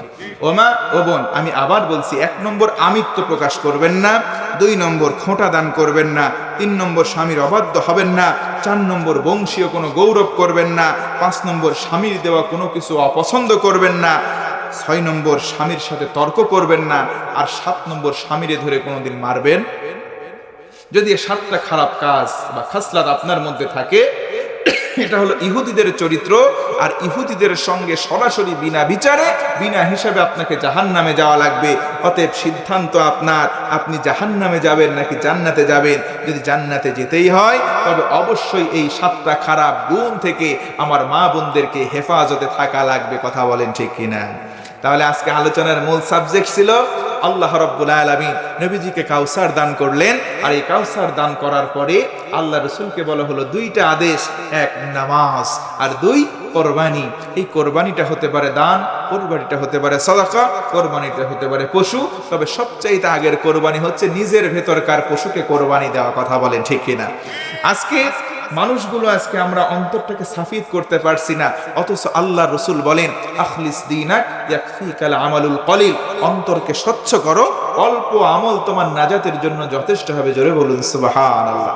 আল্লাহ আয়াতে কারিমা নাজিল করলেন আল্লাযী খালাকাল মাউতা ওয়াল হায়াতা লিয়াবলুয়াকুম আইয়ুকুম আহসানু আমালা ওয়া হুয়াল আজিজুল গফুর। বান্দা, তোরে আমি হায়াত দিলাম কেন? কারণ আমি আল্লাহ দেখতে চাই তোর ভিতরে অল্প আমল হোক, ভালো আমল কার আছে। সুবহানাল্লাহ। এজন্য আল্লাহ বেশি আমল দেখবেন না, অল্প হোক, সেটা স্বচ্ছ হতে হবে, অন্তর দিয়ে হতে হবে। অল্প আমলই যদি কোয়ালিটিফুল হয়, কবুল করবেন কে? আর জোরে বলেন কে? আল্লাহ তাআলা কবুল করবেন। আমরা যতটুকুন শুনলাম, এই শোনার মধ্যে করণীয় কাজগুলো যেন করতে পারি, বর্জনীয় কাজগুলো যেন ছেড়ে দিতে পারি। বলেন ইনশাআল্লাহ। আমরা একদিন সবাই হারিয়ে যাব, কোনো সন্দেহ আছে? হারিয়ে যাব একদিন আমি, রব নাই ভুবনে চিরদিন। কথা বলেন ঠিক কিনা? হারিয়ে যাব একদিন আমি, রব নাই ভুবনে চিরদিন। ক্ষমা করে দিও তোমরা আমার, ভুল করে থাকি যদি কোনো দিন। হারিয়ে যাব একদিন আমি, রব নাই ভুবনে চিরদিন। একদিন সবাই যেদিন মারা যাব, ওই দিন বড়ই পাতা গরম পানি গরম করে একত্রিত করে গোসল দিয়ে চকলেটের মতো মুড়িয়ে আমাদের গোরস্থানে রাখা হবে, কোনো সন্দেহ আছে? আছে।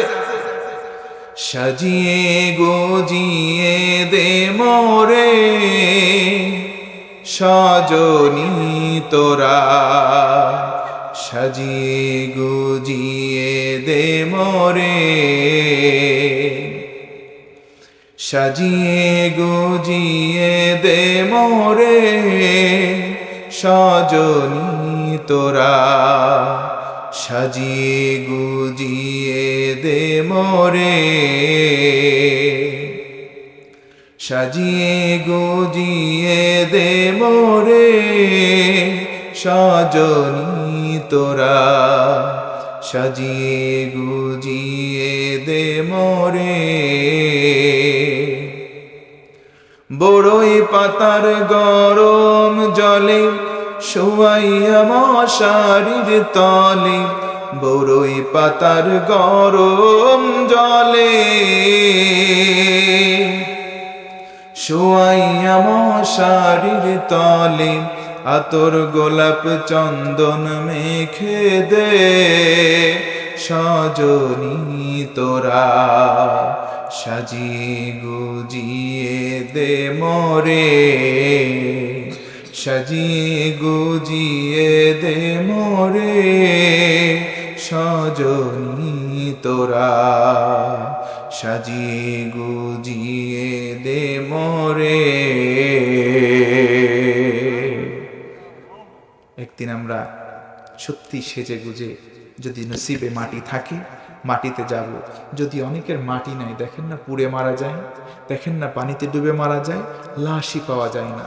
আল্লাহ পাকের কাছে তৌফিক কামনা করছি, আল্লাহ ইযা জাআ আজালুহুম লা ইস্তাখিরুনা সাআতান ওয়া লা ইস্তাকদিমুন। আল্লাহ বলেন, বান্দা যখন তোমার মৃত্যু ঘনিয়ে আসবে, এক সেকেন্ড তোমাকে দেওয়া হবে না যে এক ধাপ সামনে যাবা এক ধাপ পেছনে যাবা, জায়গায় মরণকে বরণ করতে হবে। ও ভাই, ও আমার মা বোনেরা যারা শুনতে পাচ্ছেন, বলেন তো আমরা যে মারা যাবো এতে কোনো সন্দেহ আছে?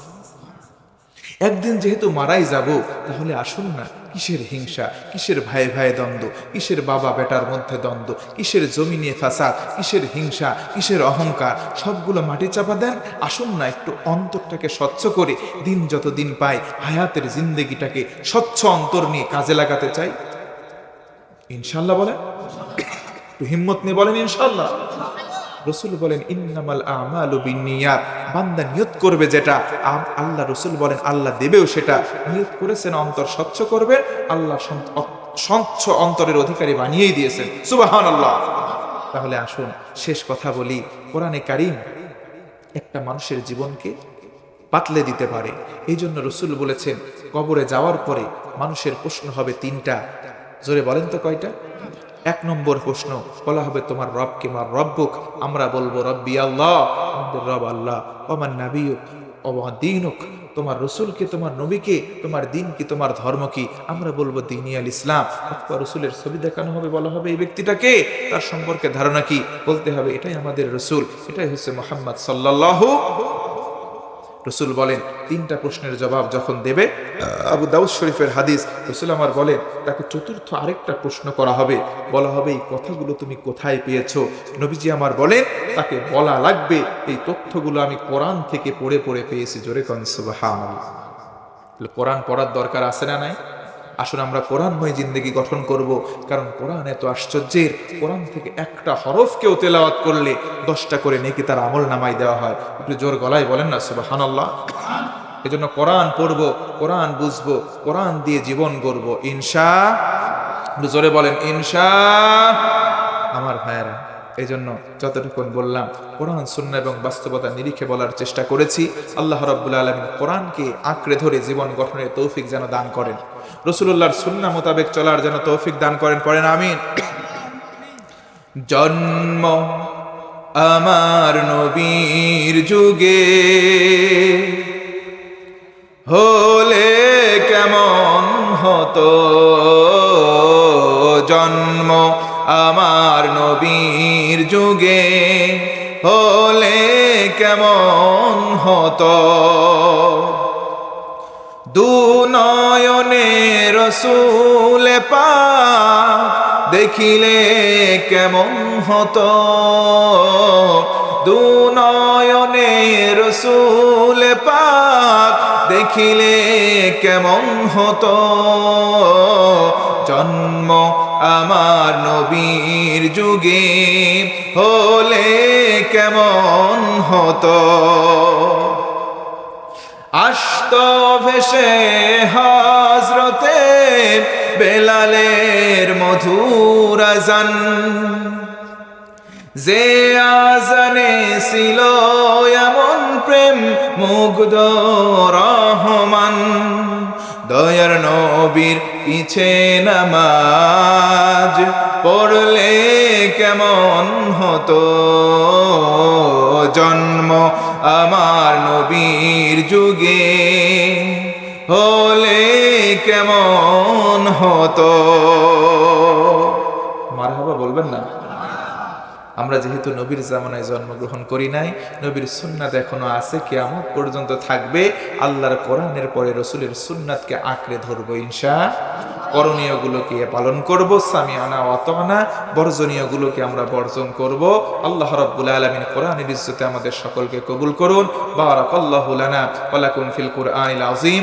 আসসালামু আলাইকুম ওয়া রাহমাতুল্লাহি ওয়া বারাকাতুহু। আবার দেখা হবে তো ইনশাআল্লাহ। দেখা হবে, দেখা হবে বন্ধু, যদি বেঁচে থাকি কথা হবে আবার। চারিদিকে মৃত্যুর হাহাকার শুনি, ক্রন্দন হৃদয়ে সবার। মনটাকে ধুয়ে মুছে সাফ করে নাও, বেলা বুঝি হয়েছে যাবার। কথা হবে আবার, দেখা হবে আবার ইনশাআল্লাহ। পড়েন, দুনিয়াতে যদি আর দেখা নাও হয়, এই দেখাটা যেন আল্লাহ জান্নাতে আরেকবার করায়। পড়েন আমিন। যতটুকুন বললাম কোরআন সুন্নাহর আলোকে বলার চেষ্টা করেছি, ভুলগুলো আল্লাহ মাফ করে দাও। আপনাদের কাছে ক্ষমা সুন্দর দৃষ্টি আহ্বান করে, আপনাদের কাছে দোয়া চেয়ে, দোয়া দিয়ে এখানে শেষ করছি। আরেকবার সালাম নিবেদন করছি। আসসালামু আলাইকুম ওয়া রাহমাতুল্লাহি ওয়া বারাকাতুহু।